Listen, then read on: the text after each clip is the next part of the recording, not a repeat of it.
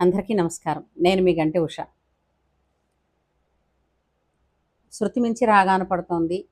చదవేస్తే ఉన్నమతి పోతోంది. చదువుకుంటే సంస్కారం అబ్బుతుందంటారు.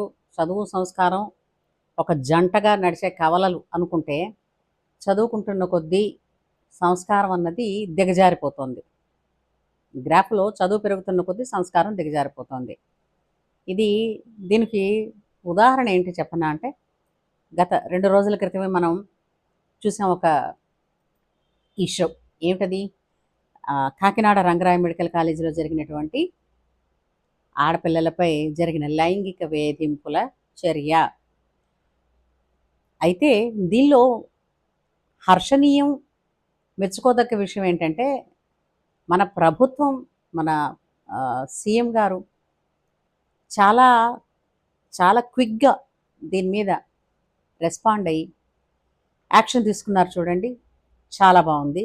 అది నిజంగా ఈ గవర్నమెంట్‌ని మనం గెలిపించుకున్నందుకు ఆహ్, మనకి చక్కటి దన్ను దొరికింది అని మనం అనుకోవచ్చు.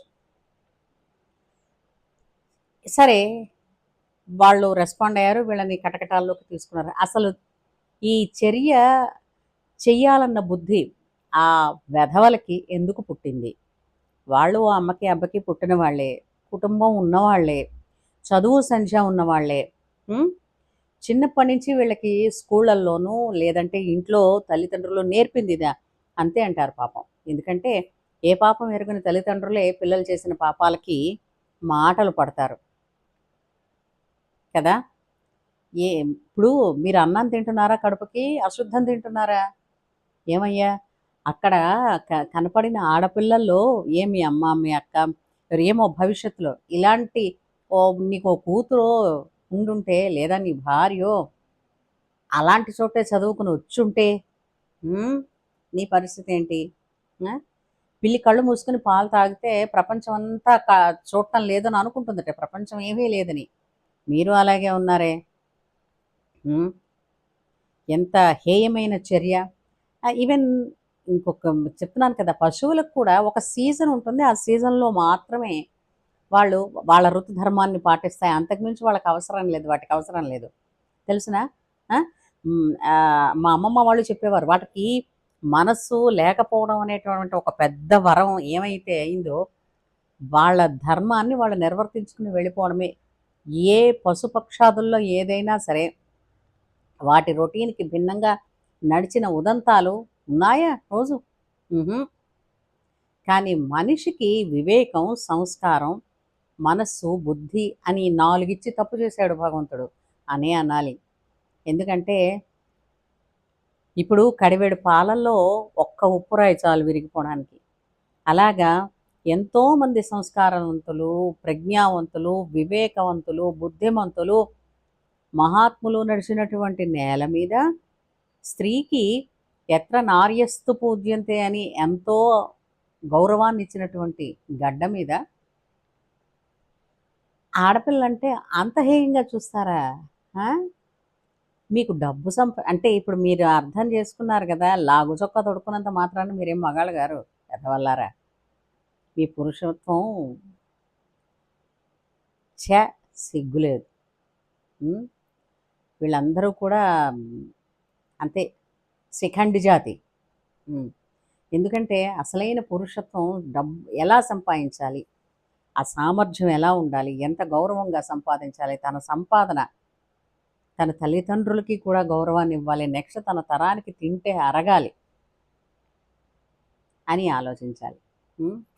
ఒకటి ఆహ్, ఏమిటది దీని మీద ఒక పద్యం కూడా ఉందండి. ఏమిటంటే ఆహ్, ఉత్తమం స్వార్జితం విత్తం. స్వార్జితం స్త్రీధనం అధమాధమం అన్నారు. అంటే స్త్రీ సంపాదించే ధనం మీద ఆధారపడి బతకడం అన్నది ఏదైతే ఉందో, ఇక ఏమీ కాళ్ళు, చేతులు గట్రా ఏమీ లేకపోతే, బుద్ధి కూడా లేకపోతే డిపెండెన్స్ అయిపోతే తప్ప, పురుషుడన్న వాడికి ఒక లక్ష్యం ఉంది, ఒక గుణం ఉంది, ఒక ధర్మం ఉంది, ఒక కర్తవ్యం ఉంది. తగలెట్ట. మీ చదువులు తగలెట్ట. ఎందుకర్రా మీరు చదివారు? హ్మ్. ఇంకో విషయం ఇది ఇక్కడ ఆడపిల్లల్ని కూడా చెప్తున్నాను. ఎవరి మట్టుకు వాళ్ళు ప్రపంచంలోనే ఉంటున్నారు గానీ, ఎవరి ధోరణుల్లో వాళ్ళెళ్ళిపోతున్నారు. చుట్టుపక్కల జరుగుతున్నది ఏమిటి అన్నది పిస్సరంత కూడా బుర్రకెక్కించుకోవటం లేదు. స్పృహలో ఉండటం లేదు. గుడ్డెద్దు చేల్లో పడ్డట్టుగా ప్రతి దాన్ని నమ్మేయటమేనా? మనం ఒక కొత్త ప్రదేశానికి వెళుతున్నాం.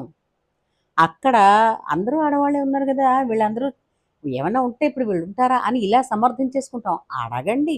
అడిగితే గాని అమ్మైనా పెట్టదనన్నప్పుడు అడగడంలో తప్పు లేదు. ఒకటికి 10 సార్లు మీరు దిగి మరి కొన్నాళ్ళు నేనిక్కడ ఉండాలి, ఇక్కడ చదవాలి అని అంటున్నప్పుడు ఇక్కడ రూమ్స్ ఎలా ఉన్నాయి? ఇక్కడ బాత్రూమ్స్ ఎలా ఉన్నాయి? వీటిల్లో ఏ విధమైనటువంటి వాళ్ళున్నారు? నీకన్నా ముందున్న వాళ్ళ తాలూకు ఆడపిల్లల తాలూకు వాళ్ళ అనుభవాలేమిటి? శుభ్రంగా ఉందా? మెయింటెనెన్స్ ఉందా? గౌరవం ఉందా? అడగాల్సిన పని లేదా? అడిగిన ప్రతి వాడికిని నేనిక్కడ చదువుతానంటే సీటొచ్చేసిందనంటే సీట్ రావడమే అపురూపం రా బాబు అని చెప్పి డబ్బులు కట్టేసి ఆహ్, అంటే డబ్బులతో సమస్యలు కొని తెచ్చుకుంటున్నారా? ఇప్పుడు చూడండి ఎలా అయిందో. ఇలాంటి విషయాలొచ్చినప్పుడు జీరో టాలరెన్స్ కదా! అసలు వాడెవడో ఫోటో తీశాడు, ఫోను చేశాడు అని అనగానే వెంటనే ఇమ్మీడియేట్‌లీగా డైరెక్ట్ అటాక్.